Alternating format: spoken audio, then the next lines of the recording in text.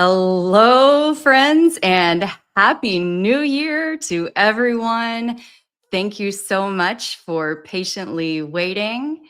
My name is Kelly Raybon, and you are in for a treat tonight. Okay, we are going to be discussing, of course, the Charlie Kirk case, but an aspect of it that has not been talked about very much, but one that has been on my mind since the beginning.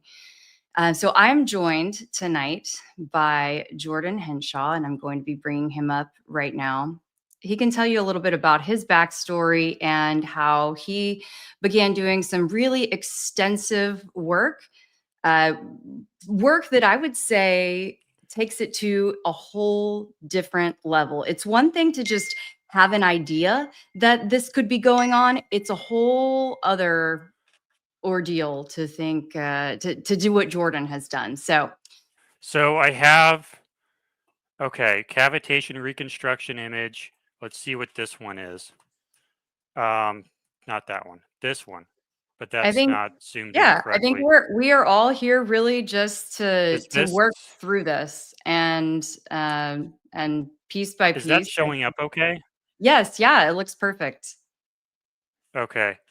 Cavitation reconstruction image. So I'm trying to reproduce, so I have a theory that says, back to me. I have it, that's why it's not showing up right, because I'm split halfway. I have a theory that says Charlie faked his death and is basically a Hollywood gag. So the first thing that happened was we saw on Trigger Smart the video or the live stream of Algeist saying that he had math, really specific math, that says that the crack boom, the crack thump analysis puts um, the rifle round into the van. And I didn't fully understand it. I didn't do the math myself, but I did look at it and say, okay, well, if he's correct and if nobody can disprove him, then we need to um, disprove him. But if he's correct, we need to like actually take this seriously and not just kind of say, oh, well, that's interesting, and then move on to the next thing. We need to say, if that's what the math says, and if people are confirming it and you can't prove it wrong and it's conclusive, then we need to think about, okay, let's just assume that's correct, assume he's correct, and then move forward and say, okay, if that's true, what's the next thing that's actually true? So that's, and then we went into, Trigger Smart went into the squib theory. And I don't like the word squib, but the squib theory basically. And he did his video on it, Matthew did. And I didn't find it particularly thorough, which isn't necessarily wrong, but I wanted to be a lot more thorough. I wanted to dig a lot deeper into it because of the math told us that we should. And so what I did is I dug deeper into it. I found out that there is an online course you can take, actually two of them, on Stan Winston's School of Character Arts that teaches you exactly how to fake exactly the same type of neck wound that Charlie had. Exactly the exact same thing. Mhm. They have multiple courses online. They have the trailer online, and I can show you the trailer. I think I really needed. Here we go. I can show you the trailer if that wants to play. Yep. Is the audio coming through? No, you may be able to, let's see, adjust. Okay. That That's okay. was, It's okay. Even if without the audio, though, I think unless the audio is super yeah. critical.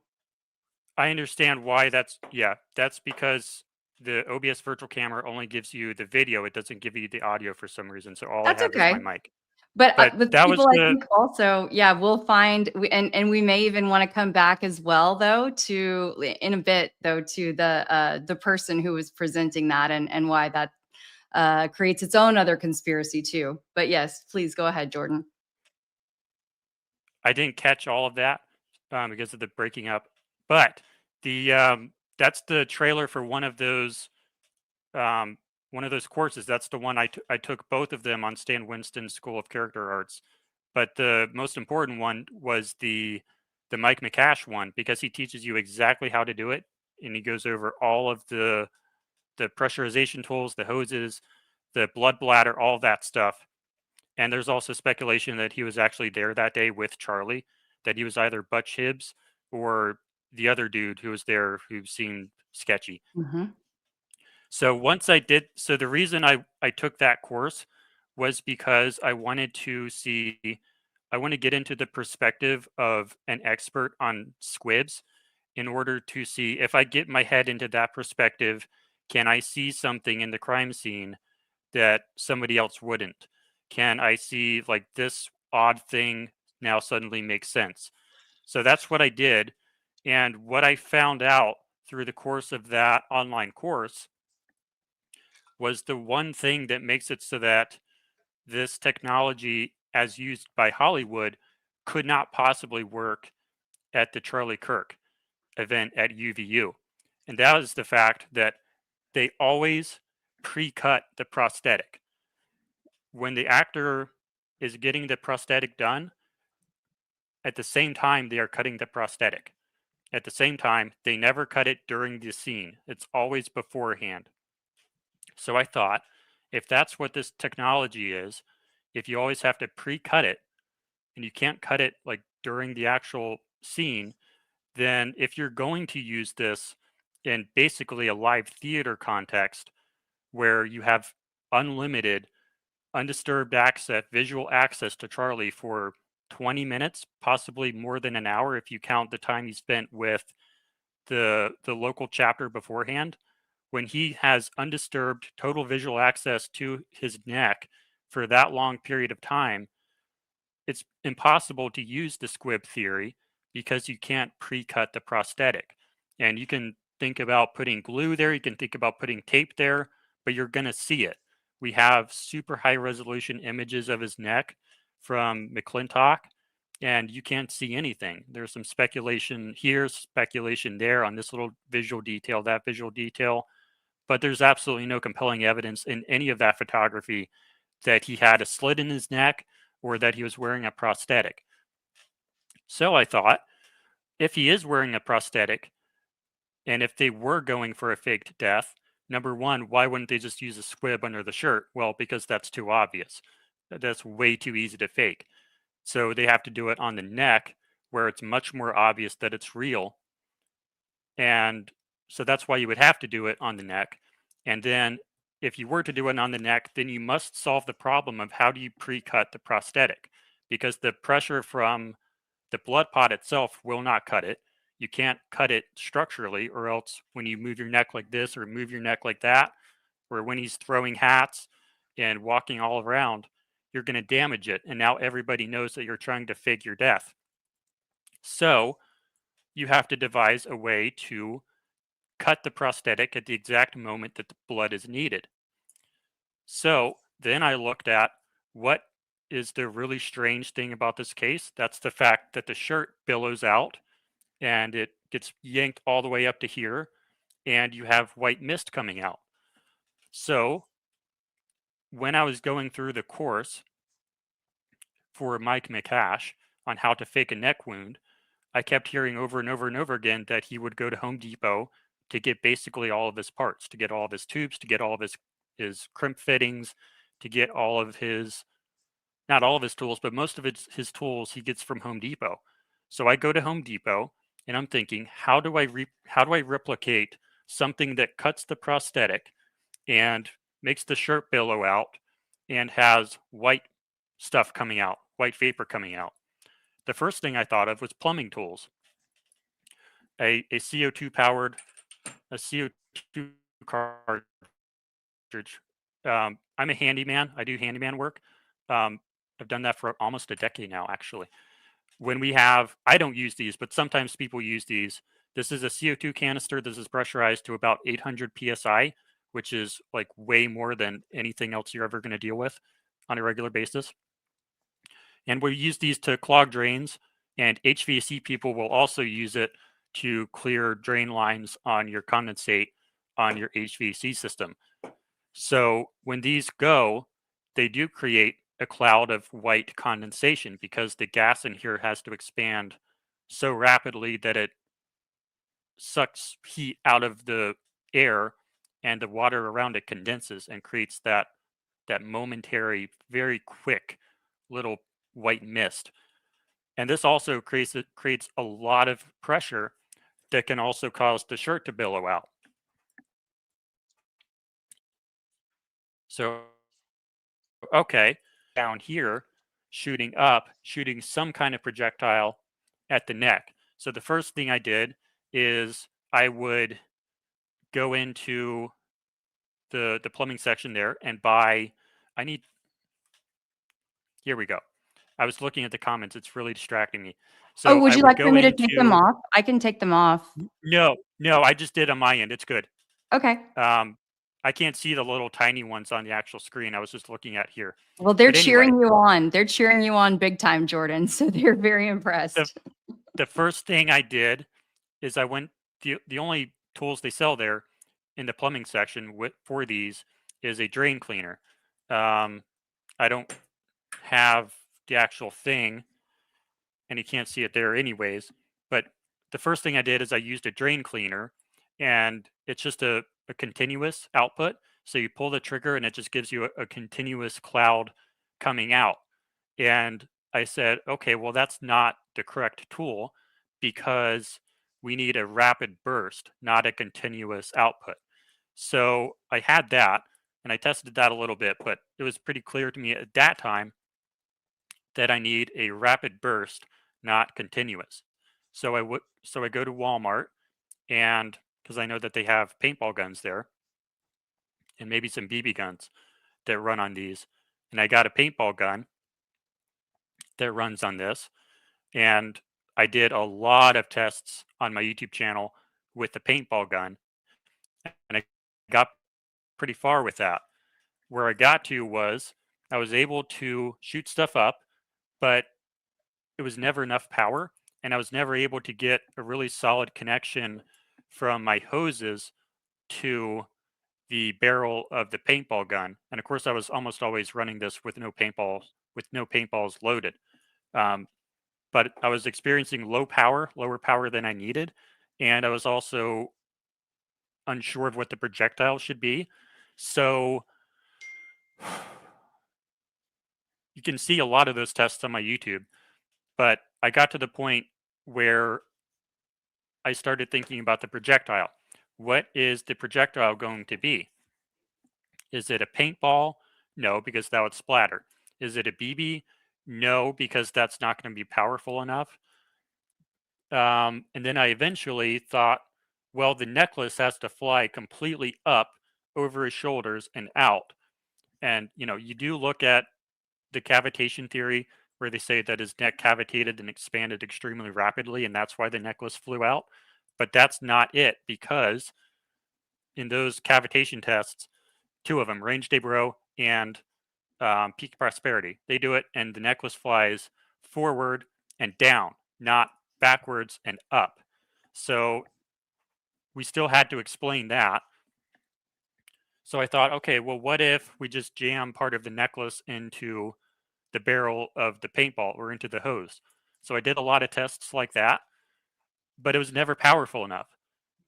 I wasn't quite able to get the shirt to come out enough, and sometimes the cross wouldn't go all the way up, and it definitely wasn't going fast enough.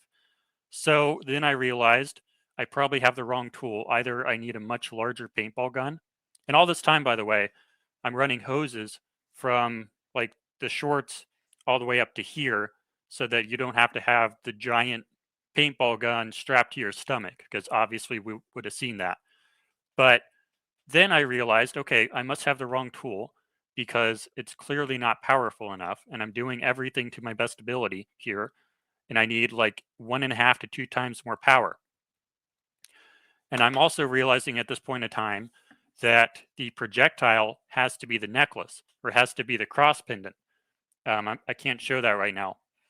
And the reason it has to be the cross pendant is because we don't see anything bouncing off of Charlie's neck. And when you're designing this, you can't have anything bouncing off of Charlie's neck. So I realized that the cross pendant has to be the projectile. So there's our cross pendant right there. That has to be the projectile because it has to launch into the neck and not be seen. If we just hit it with a paintball or hit it with a BB or hit it with some other random projectile, something else on the necklace or something else not on the necklace, then we would see that launching up, hitting him. And this also applies to the what was it called? The other theory where the security guy, I think Rick, um, the palm gun theory. That also applies to all of these. If you have a foreign object coming inbound, hitting him in the neck, that doesn't work because you see it. These cameras are going to pick it up. It's super bright outside. All the irises are stopped all the way down. Shutter speeds all the way super fast. You're going to see a projectile. So it has to be something local to the body that's going to come up and hit the necklace. Otherwise, you would see it. So then I realized that the diameter of the cross pendant can be circular, it can be cylindrical, so you can stuff that into the hose. So I start stuffing the cross pendant into the hose directly, and it sort of works, but it just doesn't have enough power. So then I actually decide to go back to the drain cleaner setup in order to say, hey, what if we pressurize the line before we blow it, before we blast it? So we're going to pressurize the line with the continuous, and then we're going to squeeze the trigger rapidly in order to blast it. So that's what I tried next, and that gave me exactly the amount of power that I needed, about 1.5 to 2 times more power. And I was getting very consistent results with what we see on Charlie. And at this time, I switched to the mannequin because I know it's so much more power. Up until then, I was using myself. So once I do that, I'm using a hose around the pendant that's about this thick, and that's great for the power and for the projectile and for everything except for visibility. So we have enough power. We're consistently hitting right on target every single time, and we have a projectile that works. And we also understand why this is also important. We also understand why it has to be something on the necklace, because if it's not constrained to the body, then it looks like a projectile. That's why it has to be on the necklace. That's why the necklace has to shoot up like that, because it has to be constrained so it doesn't look like a projectile. So as I'm doing that, so once I get it working with this hose here, and it works fine. But you're going to see this under the shirt, and we do have the one photograph of Charlie where we can see all 4 points of the pendant through his shirt. So I know it can't be this hose. So I need a much, much smaller hose. And lucky enough, Mike McCash teaches me how to do that. Not this exactly, but in his tutorial or in his online course, he talks about using heat shrink wrap for very similar purposes a lot. So I end up using shrink wrap around the cross, which means that it's now connected to a hose kind of like this, but it's invisible. And then we connect it to the rest of the hose with some fittings. And so I do some test fires with that, and the first one fails at pretty high pressure because it had a kink in it, and it failed at the kink. So I know that I can't have it kinking.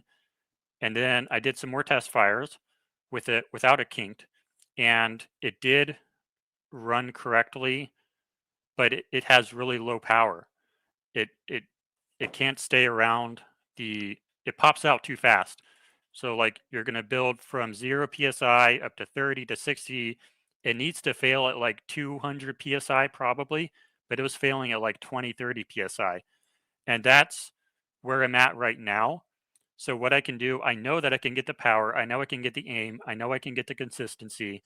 I know I have the right projectile, but with the wrong hose that you can see. So I'm trying to get the same results over to the heat shrink tubing so that it is like literally invisible. Now, obviously this isn't invisible. You can even see that in the potato camera that I have. But I'm not a Hollywood effects artist. I'm not. I'm kind of pretending to be, but I'm not. I'm not Mike McCash. I haven't been doing this for decades. I've been doing this for 1 week. So, but the point is, you can get it really, really tiny if you're using the heat shrink tubing, because it's a flat hose. It's like a millimeter thick, and that's all you need to get the pressure, I hope. And tonight's test, the problem I have to solve is the friction between the heat shrink tubing and the cross pendant. I put super glue in it this time. So we're going to do a live test tonight, I hope, with a blood gag simultaneous. And we probably need to do that soon because this is sticky still. And I don't want it to fail for that reason. But that's where I'm at now. I have super glue, adding more friction. I want it to fail at like 300 psi, specifically at the cross, so that we get that same result of it shooting up and with enough power. And again, to go back to the global scope here, the reason we're doing this is because the blood looks fake on Charlie, because everybody's acting weird. Everybody's kind of acting like he's not actually dead. Erica, TPUSA, all these people are, their behavior is much more consistent with he's actually still alive and he faked his death. And the blood that came out looked fake because it was way too much. There was a delay, and it looks like there's toilet paper inside of the blood. So we actually do have toilet paper inside of the blood tonight.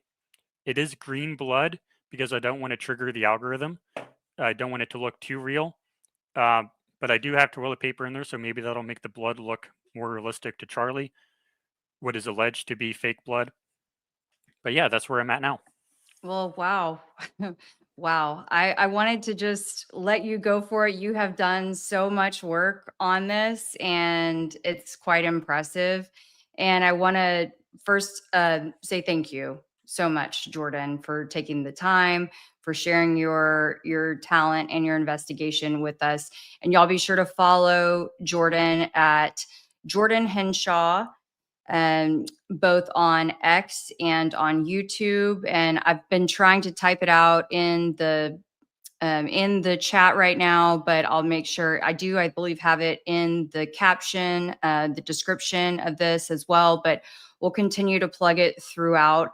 I just want to make sure we had as much visual space, visual real estate on the screen as possible. And then for those of you who are watching on mobile, if for some reason you don't like the current mobile layout that you're looking at, if you go back to my page on YouTube, Kelly Raybon, there is an alternate layout for those who want the full landscape view. You can try that and see if that option works better for you. So, Jordan, do you want to go ahead while the live test is maybe in its optimal state to proceed?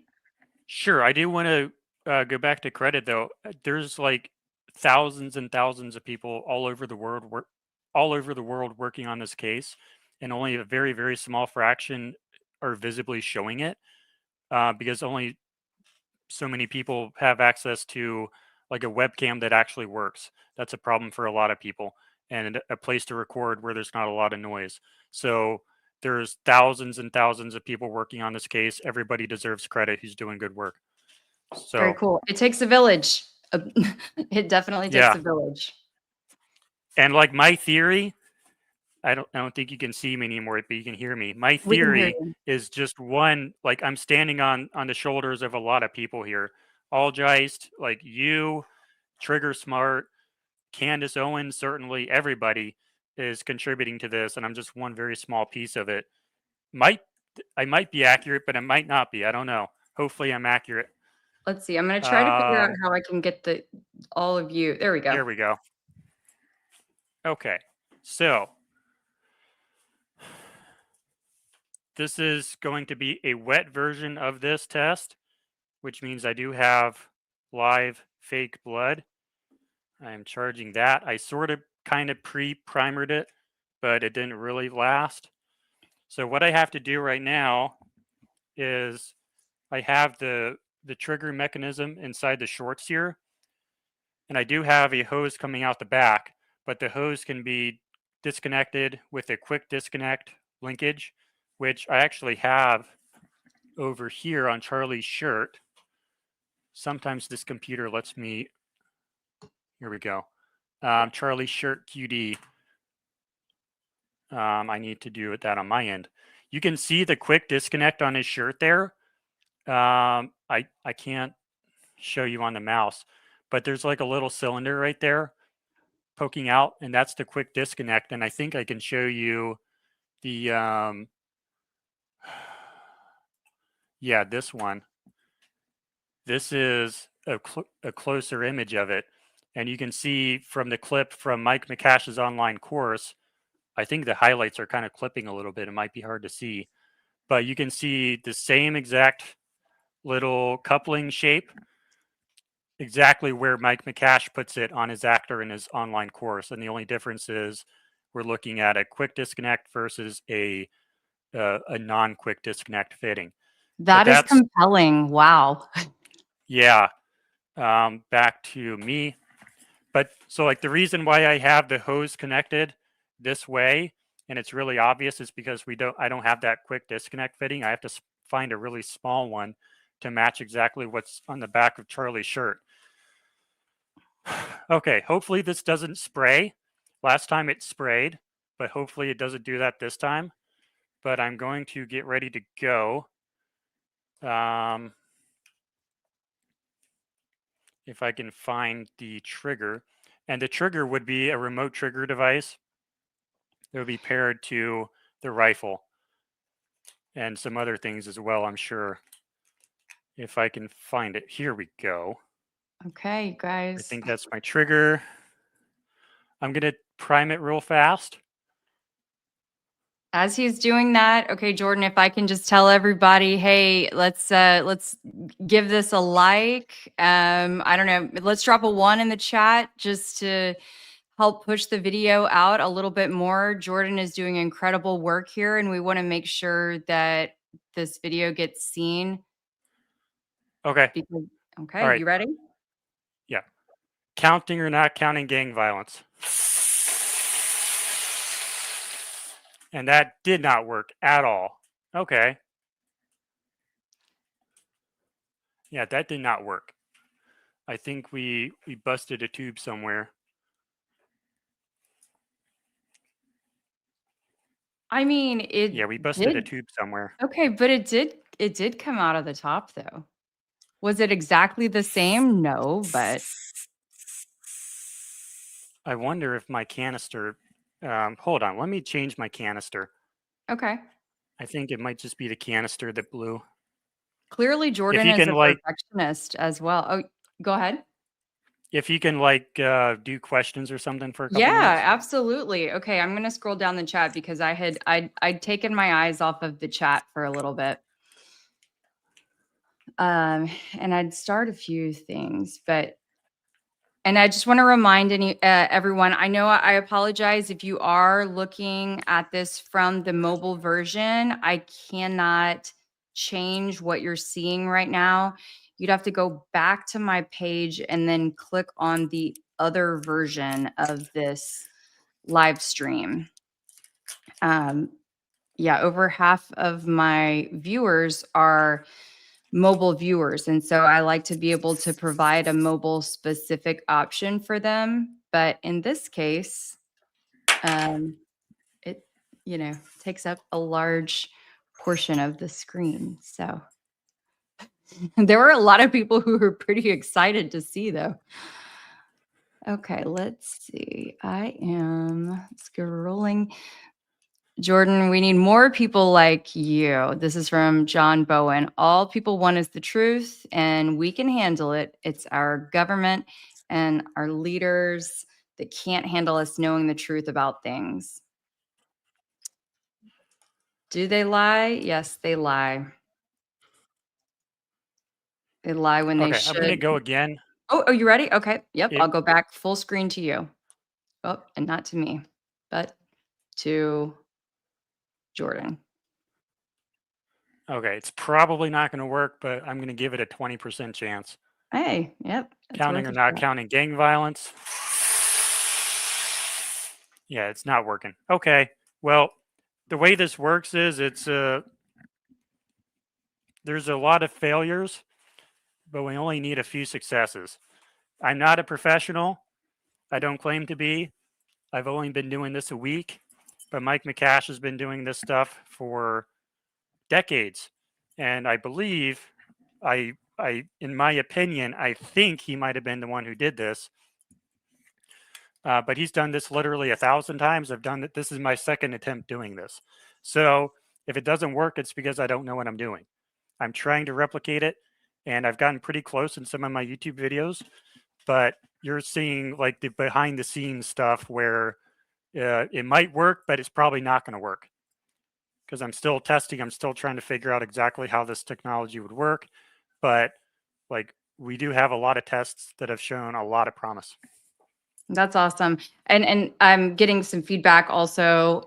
So I wanted to acknowledge people that on the viewing portion of it, that when I had it on full screen, that now I understand when we're on split screen that they can see a little bit better. So feedback received, understood. So work in progress over here. All the way around. But that was quite impressive, Jordan. I know you feel like it didn't hit the mark that you were going for, but the reality is it did still. Oh, so what I can tell you is this is my first time doing a blood bladder. And what failed, the reason the blood didn't come out is because it all came out the back out the bladder. This was my first time trying to design a blood bladder, and I didn't even have the course open when I did it, so I messed it up. It just failed out the back. That's why the blood didn't come out, because I don't know how to do like even the basics of Hollywood effects because I don't work in Hollywood. So this was like the first time I even tried to do that specific part. If I just had the hose up there, it would have worked fantastic. But I'm trying to bring everything together into one single test where everything works. And it's still a work in progress. That's why the blood failed. And I don't even know why the CO2 failed, but I'll figure that out later. So Now, sorry. speaking, that's okay. That's okay. This, I mean, we're all working through this together. I consider this almost like office hours. You know, that's what I call it. Is we're Yeah. genuinely working through this, and I love that people are so invested along with us to work through all of these issues. I believe that it took a village to make what happened on 9/10 happen, whatever it was that happened. And so it's Yeah. going to take a village to figure it all out. And that's what we're doing. Yeah. And the team that would have done it on 9/10, um, I don't know how many people would have been. There would have been decades of experience working on that. It Mhm. would have been the top of the top, the best of the best. And yeah, of course, I'm not going to replicate it on the first few tries. As this is a great comment right here. We'll pull up from Ladybug 0823. It's like Elizabeth and Andrew said, we don't even really need to see it for us to fully grasp it. But based on how you explained it, Jordan, they do understand where you're going with it. So also we've had some eagle eye observers out there who noticed. What do you make of that skin colored patch that we'd spotted kind of on his left trap? I don't know if you have a photo by chance accessible. I'm sure I could pull one up with a few seconds, but oh, there you go. Look So at you. that's the weird neck photo. I I don't think that's the one they're talking about though. There's another one. I can probably pull that one up. I don't have that one on speed dial, I'm like, but I think that's not the one they're talking about, but that's the weird neck one. Let yeah. me see if I can find the other one. Charles McClintock. Here we go. But there's one photo where people think that they can see medical tape, a seam. Hmm. I don't think it is, but some people think it is. But that's not the photo. I've zoomed I'm gonna in pull it pretty up here. tight myself, and it's, I could make a case either way. I think that for as many of those prosthetic necks that I've looked at, and I mean, you've taken a full course, so I don't wanna take away from you. You're the expert here, not me. But, I believe that anything's possible at this point.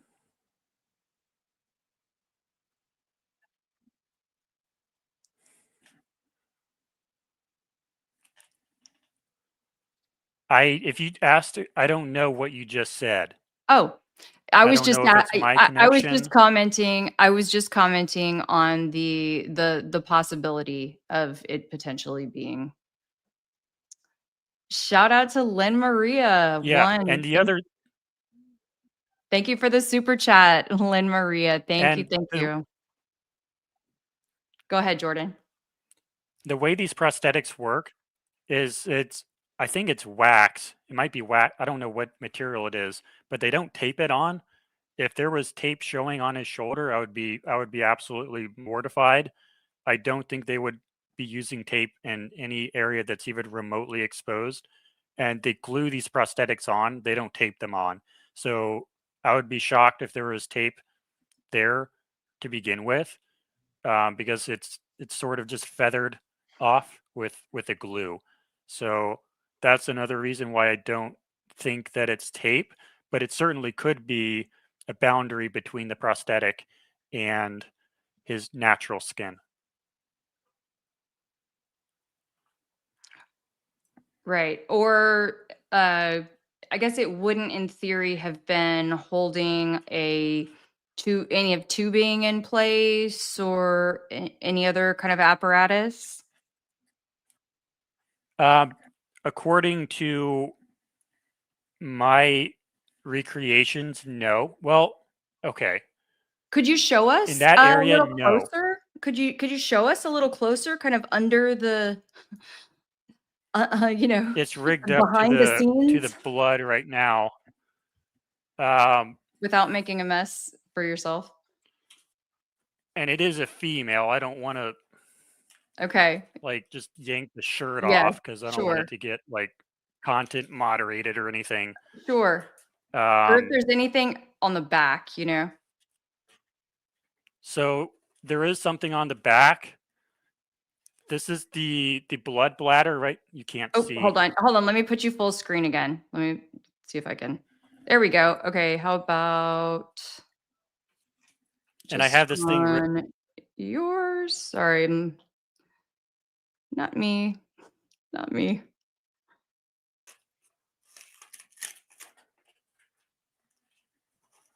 and I want to Um, obviously, but I can't find one at the I don't moment. So we have to do it this one for now. okay. Um, so that's where the blood bladder was. So you would see a blood bladder sort of up on his neck where the fake wound Hold on. was. Sorry, I'm trying to get the right layout here and it's not working with me. I don't know why it's not.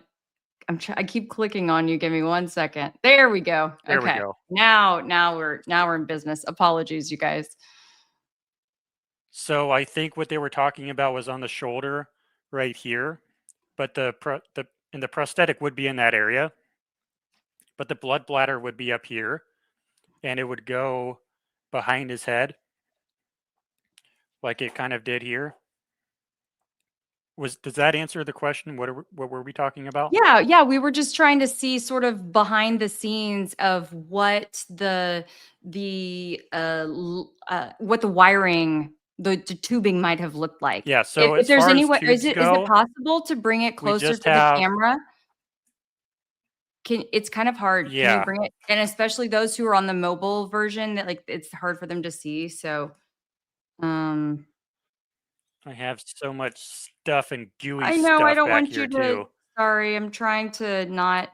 It's sorry, guys. I keep trying to get the right layout, but so I can accommodate everybody. But I don't know. This is the best Yeah. I can do for mobile So for the the way folks this on works mobile. is Sorry.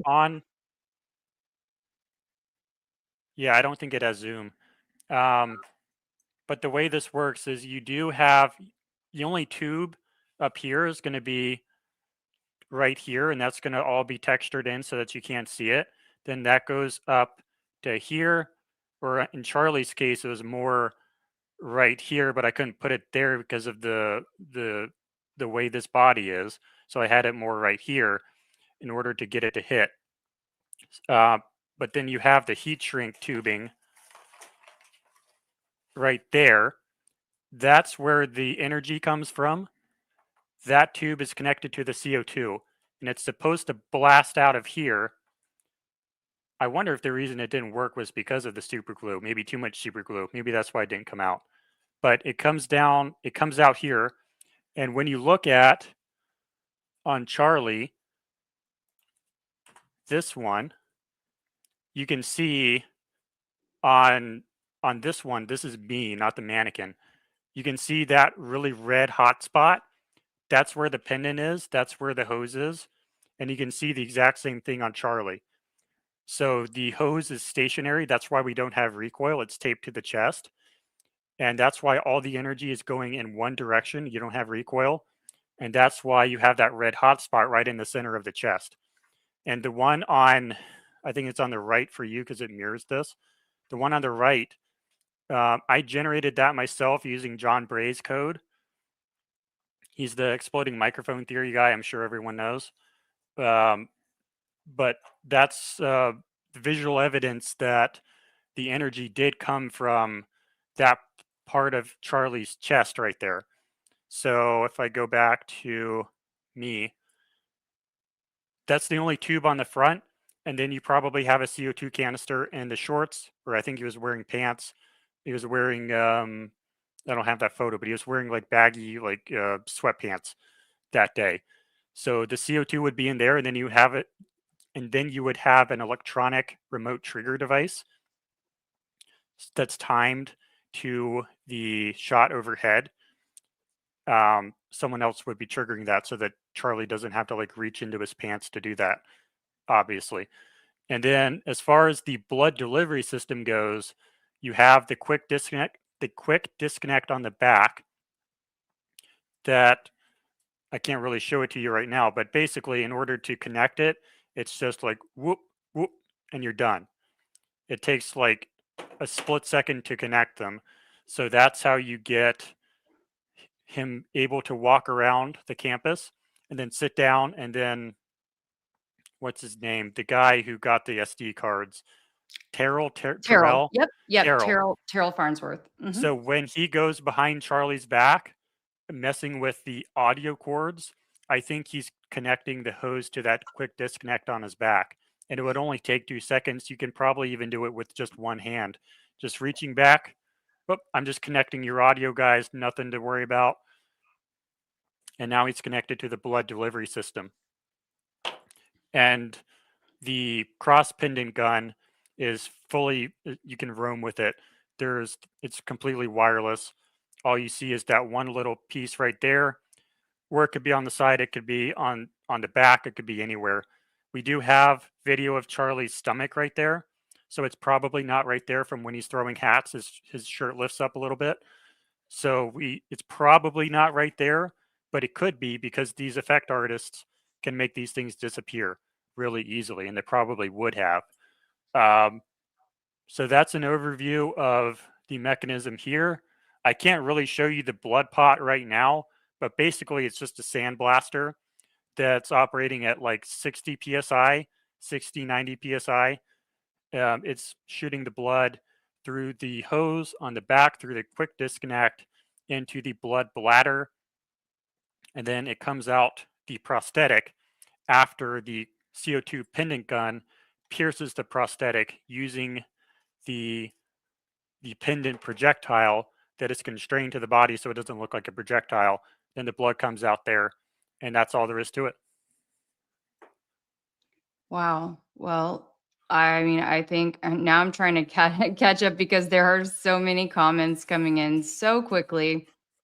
Uh, Lots of questions about are there any unedited videos, and how do we stack this up against, for instance, the John Bray work that has been discussed a lot as of late. So, for example, this comment, I'll put it up on screen from Wayne Mason. I hear you guys. I'm not here to troll, but by doing this video, it discredits the work that I've done with John Bray. I know that you have personally, Jordan, gone back and forth, with John. How would you address that? I can address it myself, but Well, it's your platform because I'm not streaming. yeah. But I have just the one photo that I think speaks for itself. If you don't mind full screening that, or there we go. That's Yep. good. That one photo is coming from his code, and in my opinion, devastates that theory just by itself. I don't need to say anything, in my opinion, because that's basically a perfect recreation of what we saw on Charlie. And I'm using the CO2 pendant gun. It's putting the epicenter right where the pendant is. That's where all the red is. That's the only frame that has like a major hotspot of red. And it's basically the same in my recreation and on the actual day. And we never ever see that red massive hotspot anywhere remotely close to the exploding microphone. So that's my opinion there. Mhm. I mean, and as for me, look, I have spoken with and worked with John Bray since very early October. And, I was the one who brought him to Trigger Smart's channel, even though I was unfortunately not even able to interview Mhm. him really in that very first stream, and because of the audio issues. And so, yeah, I mean, I believe in John. I believe in Jordan. I have my own thoughts, and I think all of these things, until someone fully presents the entire case from head to toe and it figures it all out. I think there's got to be space for everyone to explore all the things. We have to work together. And, as long as we're taking sides and saying, this, that, or the other, that is how we stay divided. And I would say that's what they want, is for us to, I don't know, form unproductive alliances. And I'm not going to be part of that. And that goes back to what Charlie Kirk says. And I say says in the present tense, which There you go. is you need to talk about things because once you stop talking, that's when violence happens. Not Yep. in this case, hopefully, but that's the general sentiment. Like you need to talk Mhm. these things out. You need to share ideas, marketplace of ideas, and try to prove each other wrong and have an open mind and focus on the arguments and the facts. Yep. Keep asking questions, and that's what I shall do. And I believe that that's, Jordan, what you'll be doing too as you continue to hone your theory. Should we take some more questions? Is there another aspect that you like? What do you have to? What's your next aspect that you're looking to hone? So the primary failure tonight was the super glue, I think, was too strong. And that is the primary issue I'm trying to solve right now. Next time I do a blood bladder, I'll do a much better job and it won't fail like that, hopefully. But the primary issue I'm working on right now is getting the joint between the cross pendant itself and the flat invisible hose to be just strong enough that we can get it to fully pressurize and get all that power out of it, but not so weak that it's going to fail too soon before it gets enough pressure. That's the problem I'm working on right now. My next test will be applying just a little bit less super glue and see if I can get it to blast at the right psi. That's my next test. Mhm. I'm just scrolling back through comments. I see he was at the hospital with doctors and he was dead. So the whole hospital was, quote, in on it. Okay. Yeah, my response, if I'm being asked for a response to that, Sure. if Go I for may, it. Mhm. uh, what I've heard is that there was a lot of compartmentalization at the hospital. Nobody was allowed to know anything about it. There was a lot of secrecy, and they the government apparently stripped all of the security cams.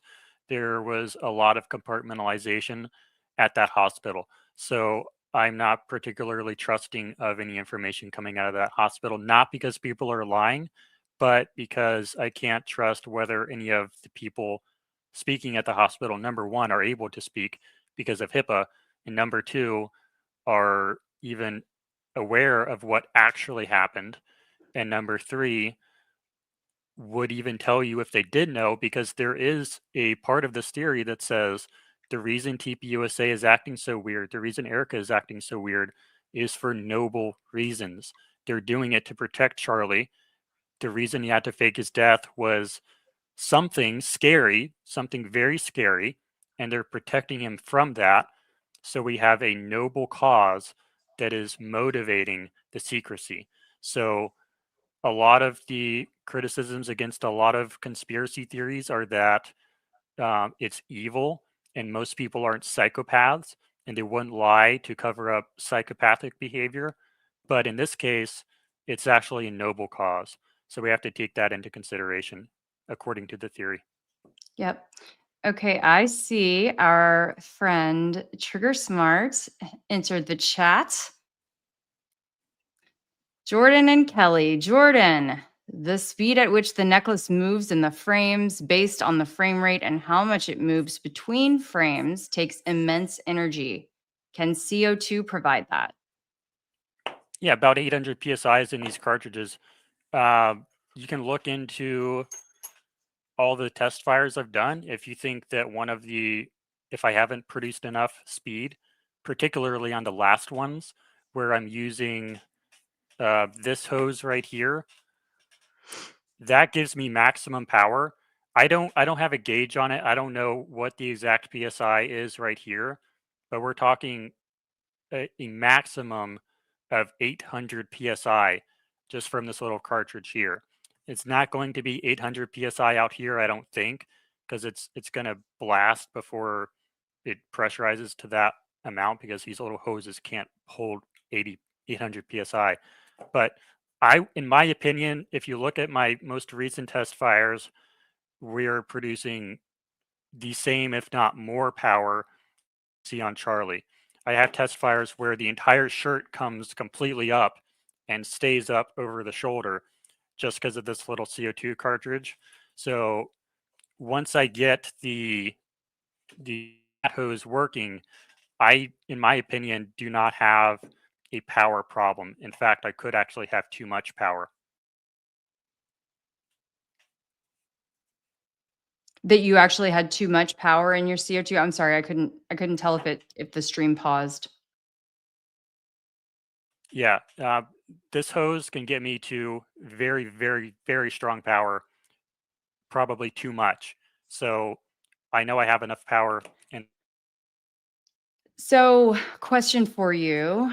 If we are kind of revealing the secret, cracking the code on the secret of what may have really happened, is that a problem for that side of things?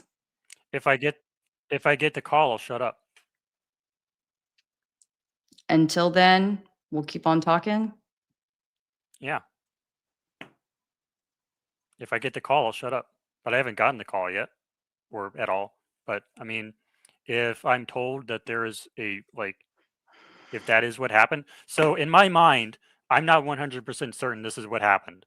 It's still a theory. I haven't proven it beyond all doubt, I think is the right term. So it's still just a theory, and I want to know what happened, and I think everybody else wants to know what happened, and I feel like we have the right to know what happened. But if I get a call that convinces me just shut up, then I'll shut up.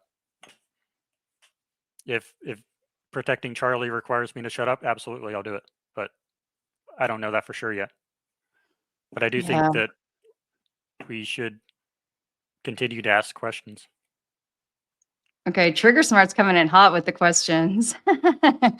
How do we marry this with John saying that the item that he sees rise above the shirt is the circuit board? Thoughts? I know that Jordan will have some specific thoughts on that. I mean, my thoughts are far more, and always have been far more, uh, almost anecdotal. Like when I paint the overall picture, and when I look in the at the investigation, okay, I'll just say it. When the military bros tell me that I'm not capable of getting involved in this investigation because I don't understand ballistics, I think that's absolutely ridiculous. It does not take ballistics experience and expertise to be able to figure out a murder. Sorry. And I think it takes a whole lot more of overall understanding of context. There's a Mhm. whole lot more pieces to a murder than a weapon or a bullet. And that's how I come into the picture. And what I would join on to that is you have the guys like Paramount Tactical and all these military guys going out to the range shooting. And then you also have Candace Owens, who's looking at text messages, looking at emotional reactions, looking at Egyptian planes, looking at all these things that seem so unrelated to the ballistics, to what physically happened to Charlie. And what I would say is that you need the physical evidence and you need the contextual evidence, like you just said, because the physical evidence helps you interpret the contextual evidence, and the contextual evidence helps you interpret the physical evidence. So it's a two-way street. Both of them are very important. I would not have gotten to where I am with this theory if it weren't for Candace Owens, um, and Erica Kirk, because of her behavior, showing me that there's something deeply wrong about TPUSA's behavior. They're not acting right, and it's not necessarily malicious, uh, but that tells you what questions to ask, even from a ballistic standpoint.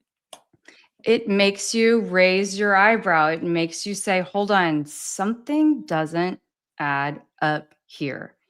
And yeah, that's why it's an investigation. It's not just a matter of looking at a bullet, which, by the way, we haven't even seen a picture of the actual bullet um, from anyone. So, yeah, you have to investigate all aspects and all avenues. They would love for us to have just stopped at one, at the idea of a bullet 3.5 months ago. And that's not saying that that's what John Bray, obviously, John Bray doesn't believe that. He, believes something completely different with the exploding microphone. But, you know,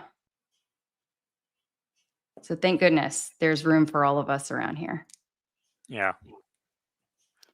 Okay, let's see. Let me go back to some of the starred questions. Let's see. People were just very impressed, Jordan, that you have taken the time to attempt this experiment yourself. So, again, let's see. What about? And I and see someone that's asking. Go ahead. and that's really important too, because if we have like 12 different theories, they all get mixed together, and like I think Trigger Smart said on his live or on his video the other night, there's so many theories that it's really hard to keep track of them all. But if you have someone who can demonstrate their theory and show, hey, I'm doing this physical thing, I'm demonstrating this is how it works, I feel like that's definitely a step in the right direction. Just the demonstrable nature of at least what I'm doing, I think, in my opinion. Because it's one thing Mhm. to just speculate and say, I think it's this, I think it's that, but until you get to the mannequin and say, okay, like, this is exactly what happened. This shoots up here, hits there because of this, because of that, compared to, and I don't want to knock John, but like the really confusing stuff that I put out on my video last night that doesn't make sense to me. It's being able to demonstrate it instead of just say it. Right. Is there a point that you would get to? Have you set your own sort of boundary that you feel that you would get to and then say, "Okay, I'm gonna call it quits?" What do you mean call it quits? That you would decide to stop, not because someone gave you the call, but because you would feel that your theory is no longer valid, that you were unable to prove it out? Apparently, there's a photo of Charlie's neck in a really unusual position that would indicate spinal fracture. Nobody has access to that photo. What I would need is that photo, and I would need a really rigorous analysis on that photo to make sure it's not edited. I would need the raw photo file straight out of the camera. That would convince me because that would be proof of death. That's not just a document that could have been forged. Mhm. I haven't had a chance to dig further into how that photo was taken, but I know I've posed the question either on a live stream or in an X space previously. But I do wonder, and I would like to ask the photographer directly how he was able to get past the police officer in that moment to go take that picture, given Which that one specifically? I mean, I assume it was the picture from Charles. Yeah, Yeah. that's what I heard. I haven't seen it though. I mean, I haven't seen it either, but I would be curious to know how he was able to get past the police officer, in that moment. Oh, in that one And video. excuse me? The one in that one video where I think it's an Asian guy doing this. Yes. Yeah, exactly. Now Yeah. they do have telephoto lenses though that can zoom in. I don't know what lens he had on. He probably didn't have time to swap. But that is one way he could have gotten it. Uh, but I don't know. Yeah, that's Yeah. certainly a valid. I think it's something that is worth exploring further, if you know what I mean. And I do have that other photo they were talking about. Wait a second, is that not, that's not it? Hold up.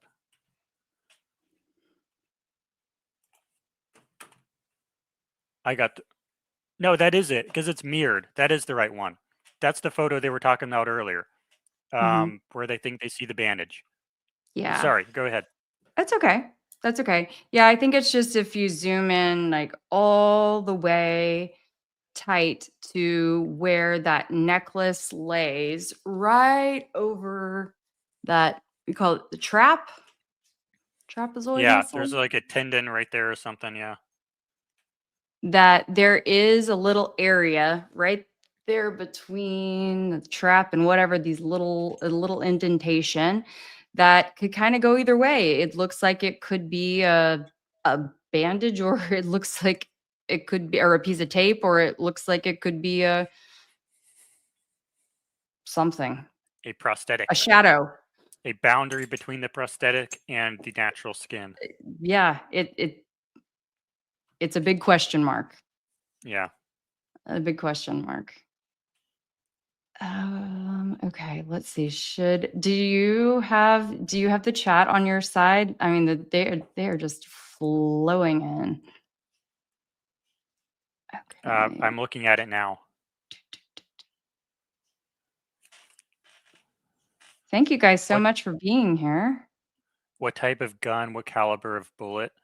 Um, a pendant, a cross pendant, not a real bullet.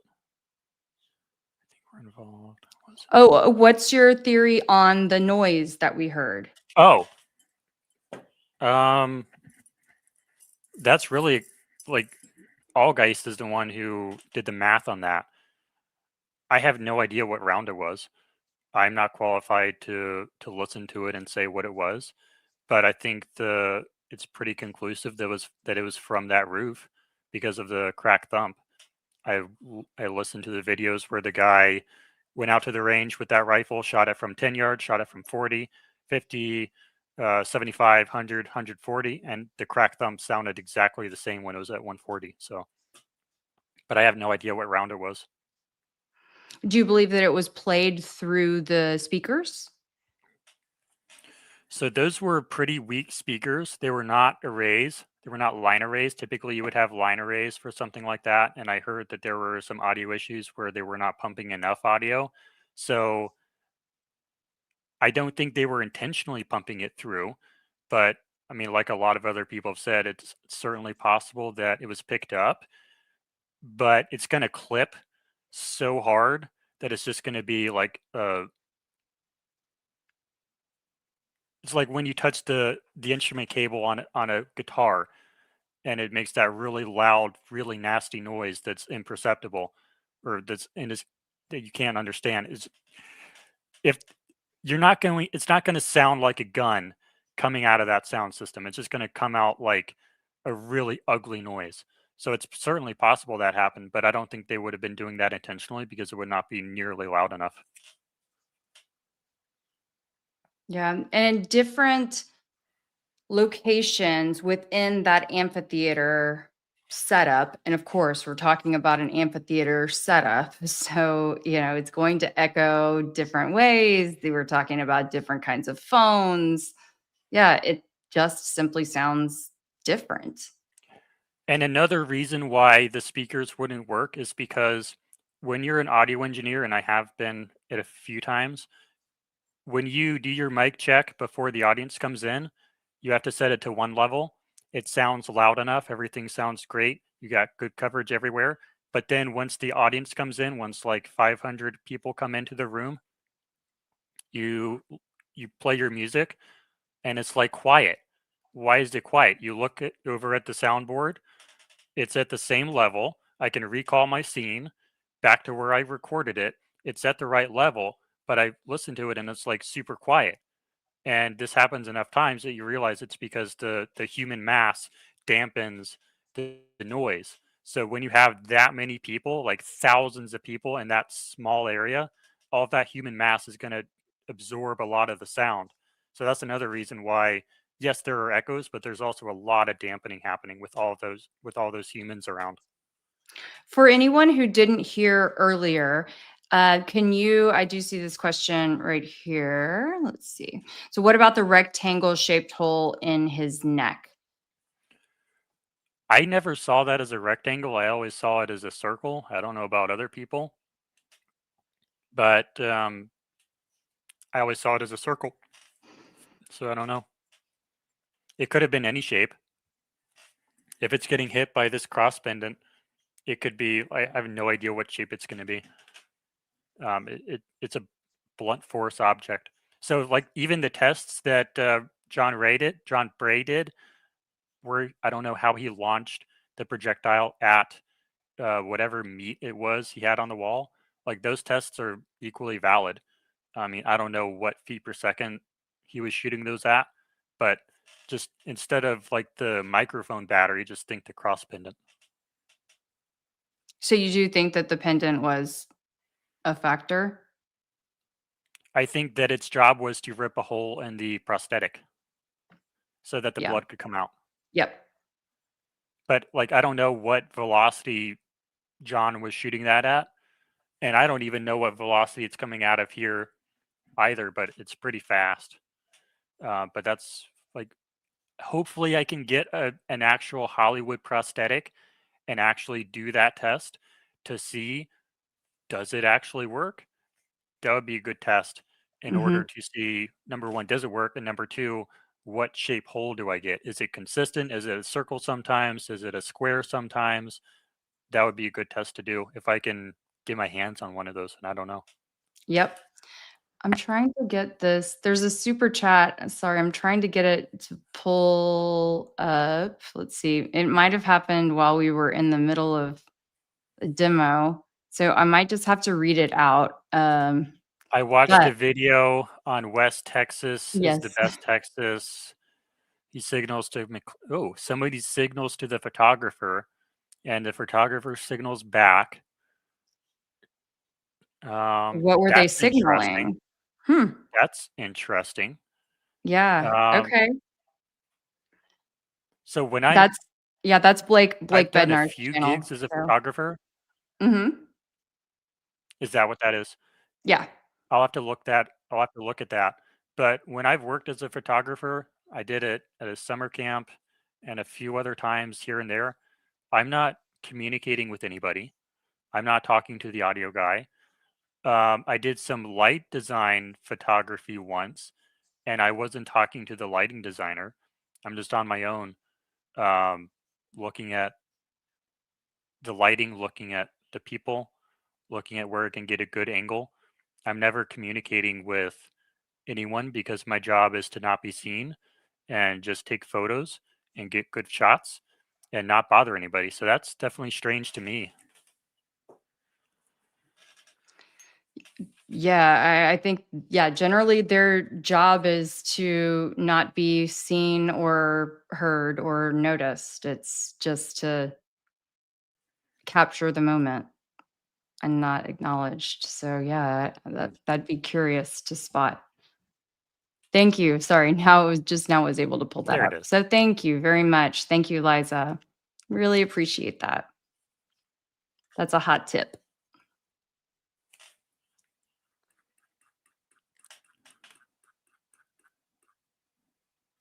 Oh yeah, Okay.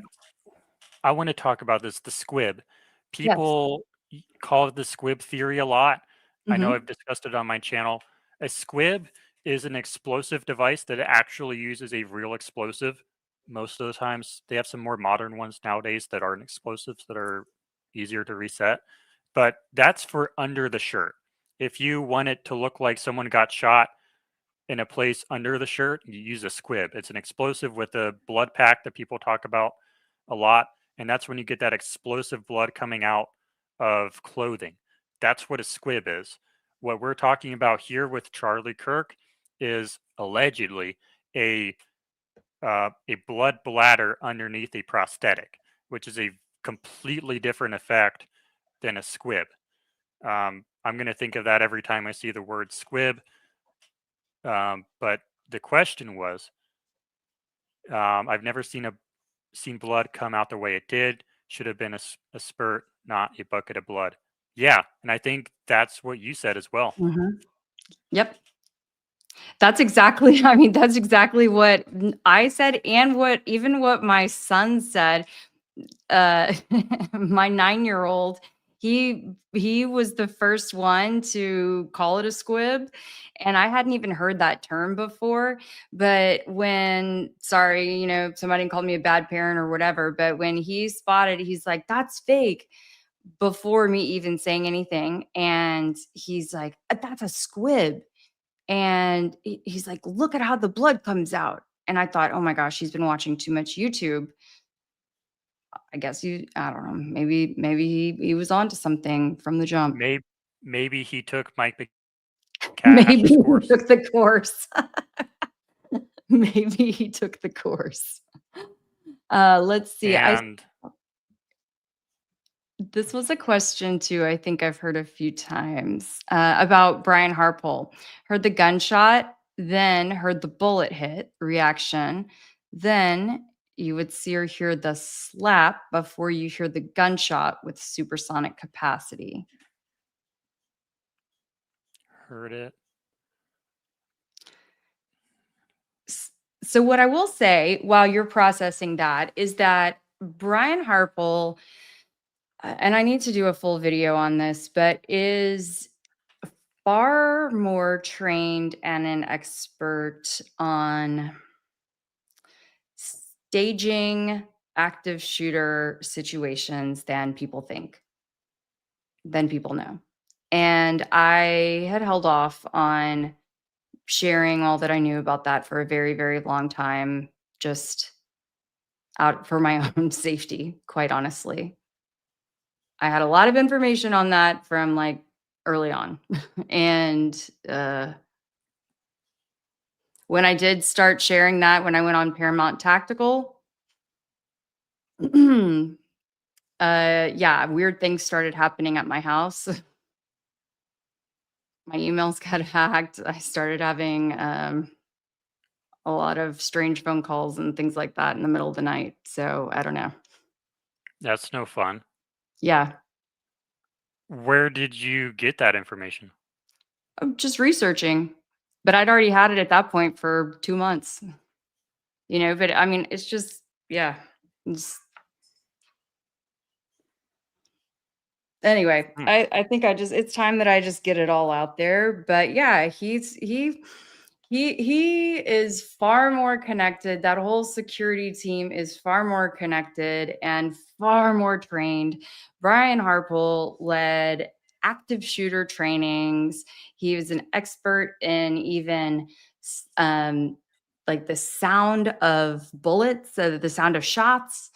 I mean, I have all of this stuff documented because I zoned in on the security within that very first week. I just could feel it in my gut and in my core. So I'm saying it on this live now, and I wasn't prepared to say all this, but I'll pull up. I'll get all my evidence in order, and I'll back it all up, so you guys can hold me to that because I have it.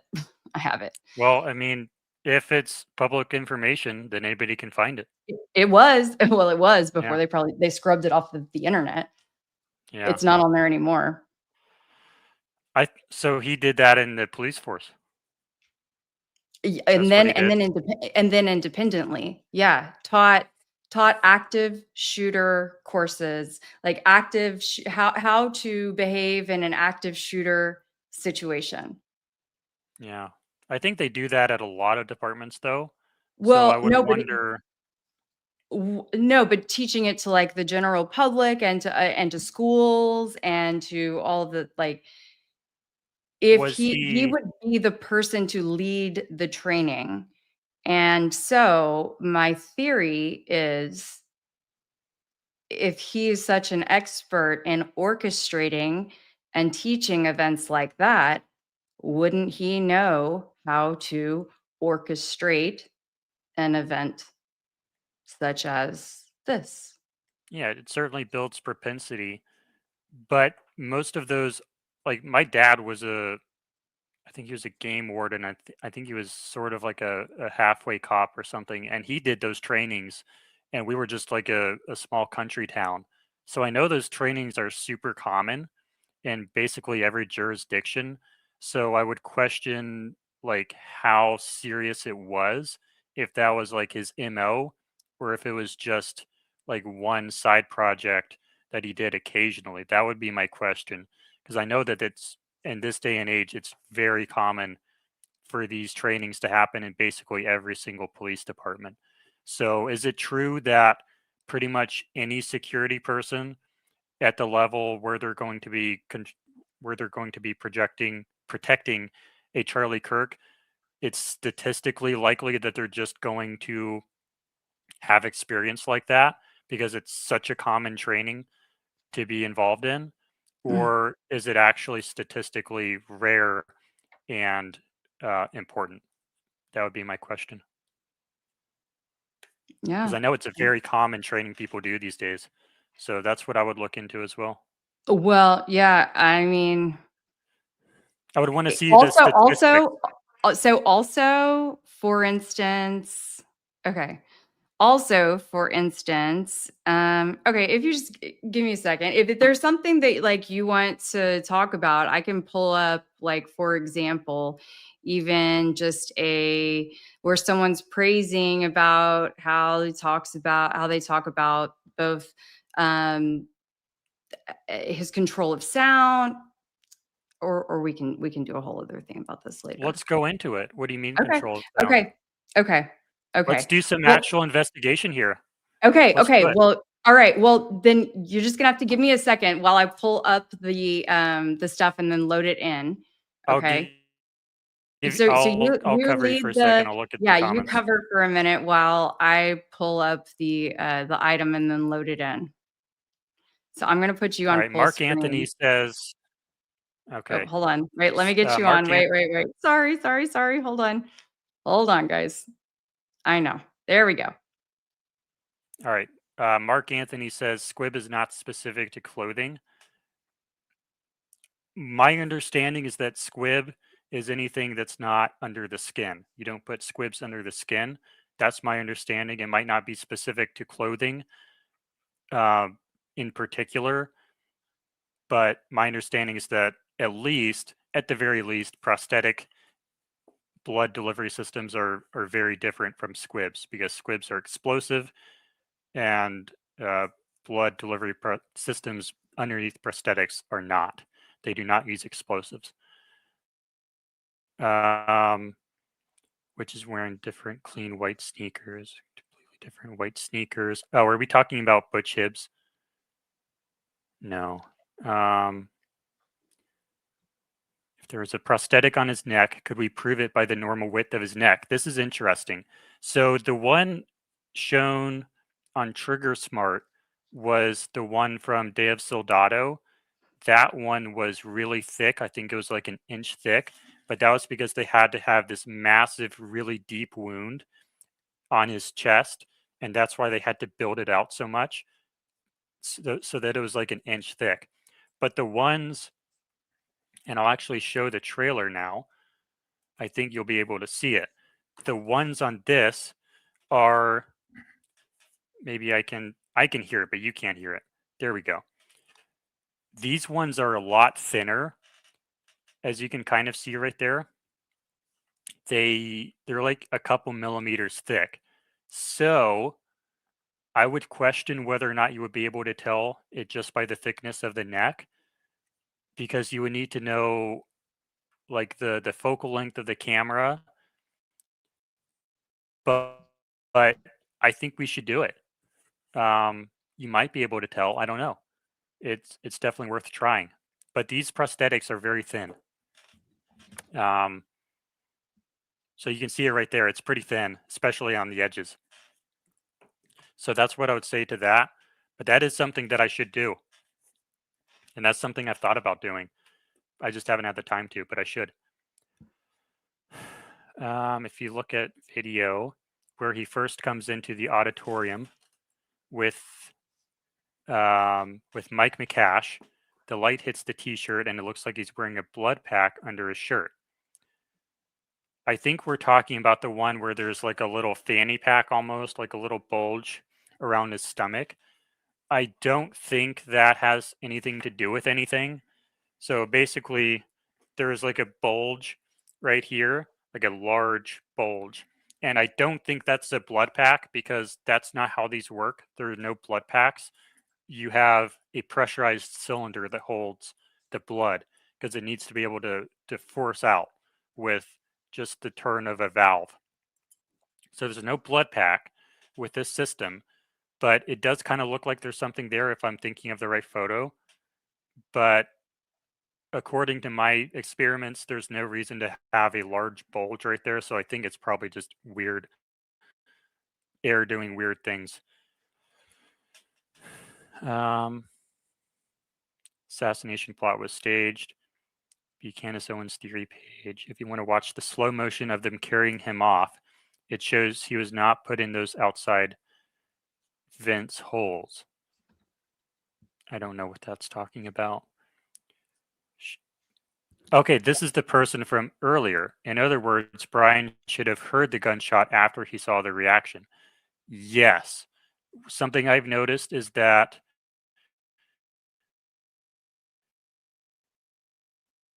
in basically the gunshot before we see the action on the body, which has always seemed really strange to me. I always thought you should see it before you hear it. I'm not sure what the verbiage here is on Brian Harpole. I don't remember that part of the interview because it was kind of hard to watch. But yeah, there definitely was some pretty odd stuff going with the timing of the gunshot and the action on Charlie. Are you back, Kelly? I think I Yep, thought I I'm heard the almost. microphone. Yep. Here I've got one more that I am taking a screenshot of, and then I'm going to bring Okay. in three items that we can talk about. Okay. Give I'll me keep going. just. Yep. I'm going to bring in three different things. Y'all only respond to comments that fit your narrative, not professional ones that have legitimate points. I don't see one from you, Stuart Gorham. I'll look for one though. I deleted But some that had a lot of cussing. yeah, So if they had a lot of cussing in them, no, we weren't gonna be reading those out. but what I'll tell you is the people who I want to talk to are the people who disagree with me. I would love to talk to John Bray. I would love to talk to Trigger Smart, and I just got an email from him just earlier this evening. I want to talk to people who disagree with me because that's how I sharpen my own theory. and maybe I'll be convinced that my theory is not as good as someone else's theory. And when people email me, my email is on my about on my YouTube. I'm pretty sure a 100% response rate over there, except for today. I got a couple this morning I haven't responded to, but I respond to basically everyone over there. But yeah, I'm looking for intelligent comments for sure, but there are quite a few of them, so it's kind of hard to be sure that you're being seen.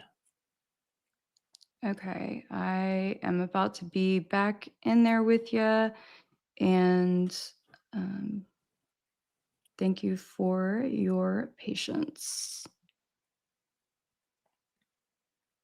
Um, when the carotid artery gets hit, it squirts blood like Charlie Kirk because it's pumping blood. I never thought that. It looked more like a gush, a constant gush, as if you were to just take a bucket and just dump out a bucket full of stuff. That's what it looked like to me, which is why I thought it was what is it, venous blood, the darker stuff that's not as directly connected to the heart. That's what I had assumed from the beginning. So I don't think it was the carotid because it's not squirting, it's not spraying, and it's not pulsing like you would expect if it was a carotid. But I'm not a doctor. I don't know what I'm talking about. That's just what I heard. I haven't said a single negative thing. I think maybe somebody got banned. Oh, Um, well, it must have been someone who said it was lot of ugly cuss words, because that was the it only was thing that it I. might have been Nightbot because I almost got banned the other night when Oh, I didn't do anything. It was oh, well, Nightbot. I don't know if it was in all caps or it said nasty words.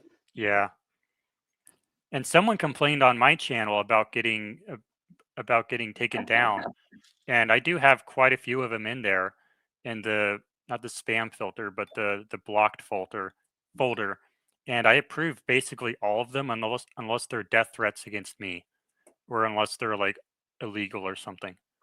I don't But give I a have to check damn. it. I saw that you were trying to do a super chat, but I'm not sure why. Um, Sometimes, and that's a YouTube thing, depending on the words that are in there. I don't know if you tried like rephrasing things a little bit differently. Sometimes YouTube's super chat sensitivity is a little different.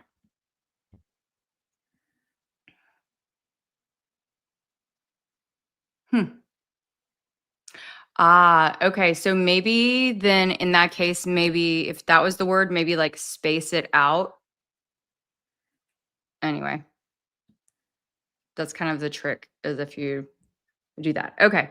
Here are three things. I think there was one more that I was going to put in, but okay. Are we ready? I don't know what order I'm going to do these in, but I'm winging this, guys. I was not obviously planning on this, but Jordan decided to put me on the spot. So we're going for it. Let's go for organic. Okay. Okay. We're Purity going for matters. organic.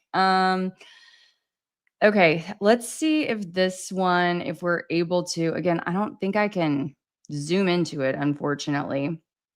But just for example, so this shows you how Brian Harpole in his, let's see, 2002, so again, not very long ago, he was doing a security audit for, I think this is the Fort Worth School District. And oh man, you can't see down. The best part, okay, Brian Harpole of Resource Group Unlimited, because that's what he was calling it at this time. But let me see if I can pull then when I just saved it. Now I had to save it as an image and it only saved it this first page. So let me see. But the interesting part of this document is that then on the second page, it talks about this like blood block document, blood block tool. One moment. And I'm You said thinking this like, was 2002. Mhm. Okay. Yeah, I mean, that's not I'm long so ago. young. I'm so young. Wow. How young are you? Or I was yeah. 4 then. 2000, no, not 2002. So this is Oh. saying basically he did a security audit, No, not security and 2002, safety audit. 2022, 2022, Oh, 22. 2022, Okay, 22, now I understood. That's why I clarified. 22. Sorry, Perfect. Okay. 22, 22. Okay. Thank you. Sorry, just on our, I'm like I said, I'm winging this right now. I'm just trying to be able to pull up the exact part that I wanted, and here we go. Hold on a second. Okay. Now, and so let's see. The part that I was looking for was this first. Okay. On the second half of this page, the second page, it says, the time we spent hearing from Harpole as one who'd been observing our campus was most notable for its demonstrations. First, how to use stop the bleed patches that are in our hallway safety kits. And second, what gunfire sounds like in a room and behind a closed door.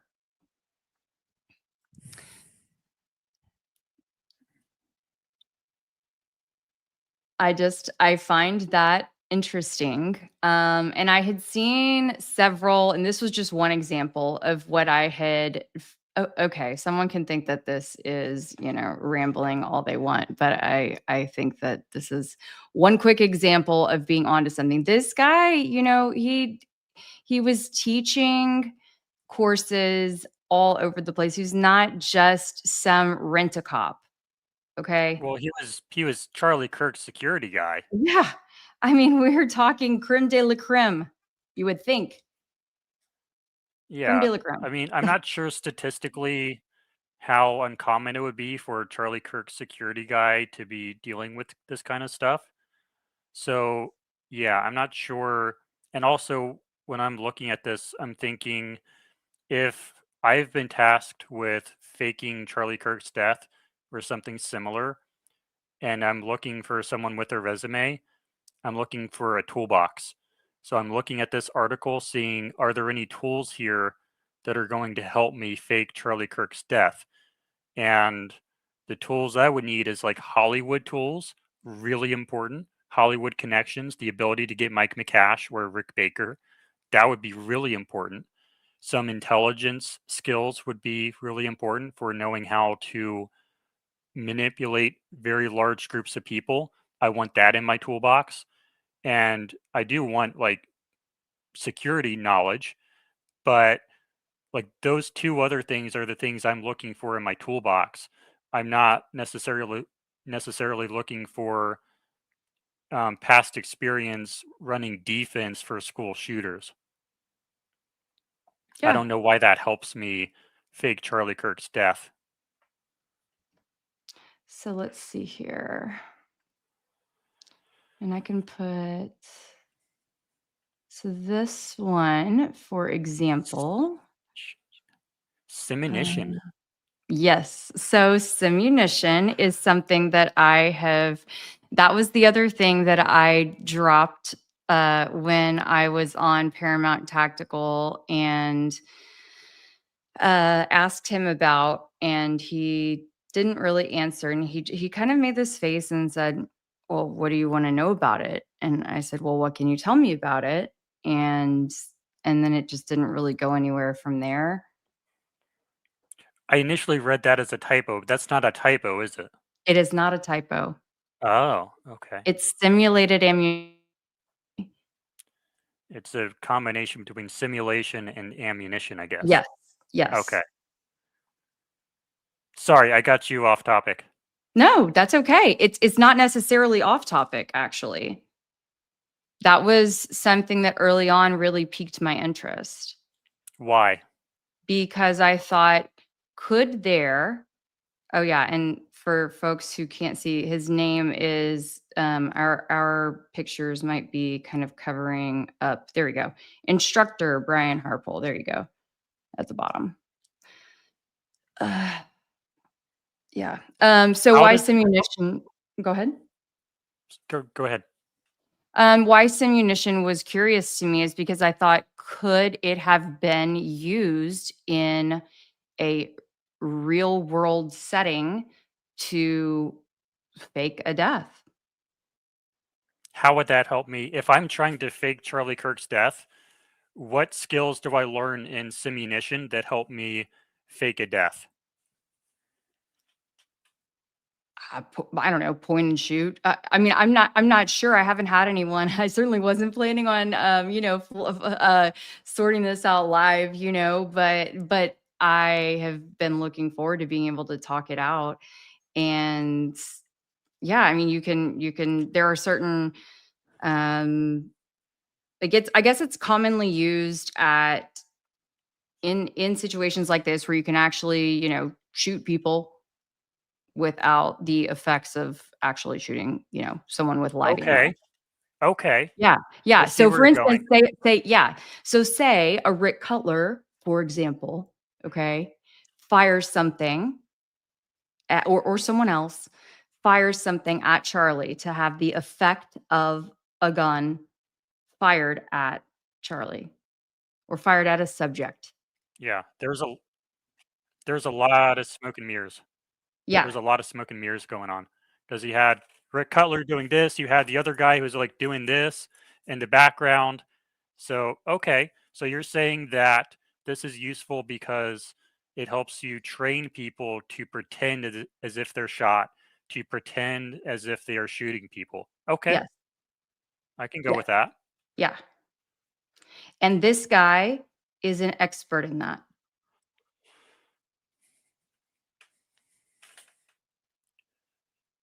Says who says he's an expert?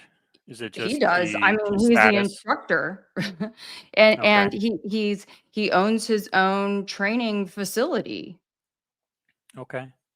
I mean, yeah, he's a self-declared expert. Yeah, that's pretty interesting. Do you have anything else?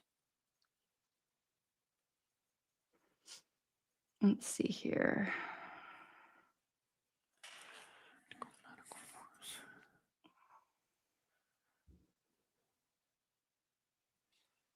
2019.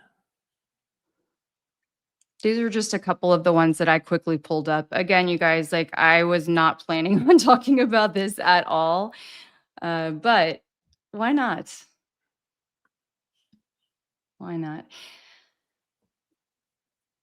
And it also, another one of the things that I've wondered about is if this is truly a faked death scenario, you have to be really confident to do that. You have to Mhm. have a lot of experience in these types of really chaotic situations that would come about in the school shooting drill.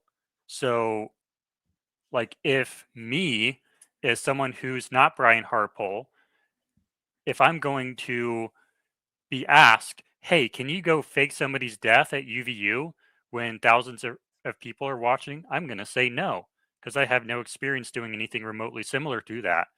But if Brian Hartpole says, "Oh yeah, I've done that 1,000 times, basically the exact same thing," then I can see where the there is.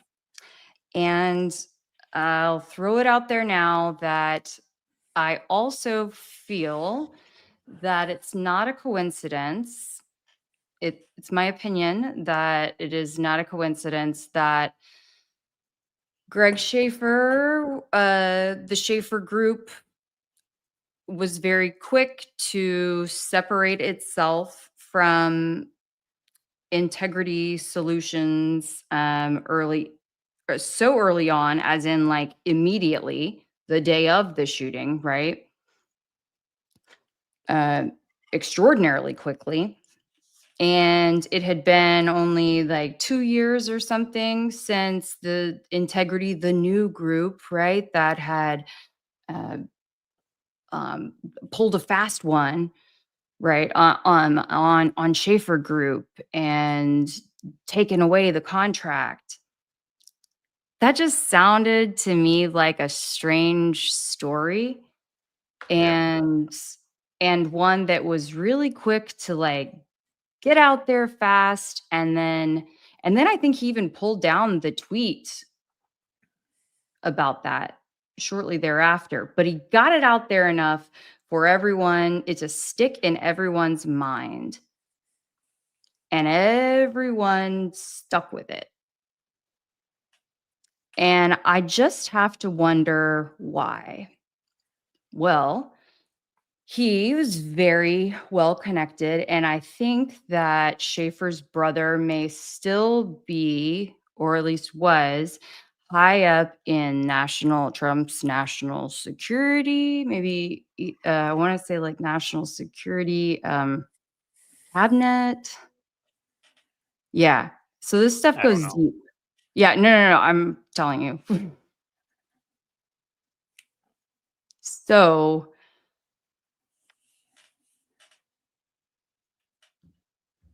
I'm just saying this stuff goes really, really deep. And my gut says that again, as Erica Kirk says, there are no coincidences. And that it was that people very quickly let were very quick to say, oh yeah, this group undercut Schaefer. But really it was the same people, with the exception of like one or two guys. The same people who Now had been the working with Charlie the whole time. And frankly, when Candace was there too. I mean, I have pictures of Candace with all of them as well. Yeah. Now the counter to that is the reason they would be focusing on who owns the company, who's there, and whatnot is because their careers are over. So they're probably focused on what the company was, what the history of the company was, whose fault it was, because they just had their dude get shot on live television. So that might be another reason why they're focused on these things, but it does seem weird. It's just worth looking into further, I guess, as they say, There's just ask basically some nothing questions. about this case is not weird. It would be weird if something wasn't weird. At this point, yeah. So we appreciate all of the people who are asking questions right along with us. I appreciate you guys going on that little side quest with me. I certainly wasn't prepared to go on, but I promise I will. Now that I've opened the can a little bit, now y'all are gonna hold me to going into it a little further. How you doing, Jordan? Do you have any final thoughts? I know you wanted to do the other thing tonight. We're almost at 2 hours. Yep, yep. Um, yeah, I Oh, mean, okay. Let's see. so I see a question for you here. what if the plan was to fake his death, but his security team betrayed him and him after he down? His neck bones looked like a strangulation. I don't know what photo that is that say his neck bones look like a strangulation. I wish I could see that. I don't know. But I don't know why we would need that extra complexity of the security team actually doing it when the plan was to not do it. I think if they wanted to do it, they would just have Tyler Robinson do it and there would be zero conspiracy. But I'm not seeing the motivation there. I don't see the evidence of that because we have basically no evidence of Charlie's condition after the bullet, basically, or after the event. So I'm just focusing on the evidence that I can see. Yep, that's fair. Okay. Was there anything else that you wanted to share? I certainly hope that everyone will go like, follow, subscribe, all the things to Jordan on his channel. Jordan, is are your both your X and your YouTube handles the same? I have the weird four number thing at the end of my no, my X is not. But Okay, can you it rattle those off for everyone? um And I'll be sure to link them in the descriptions for the YouTube as well. I don't know if anyone's listening, but it says at Jordan Hens like chickens 26207. Um, I do post some short videos over there when it doesn't seem appropriate for YouTube.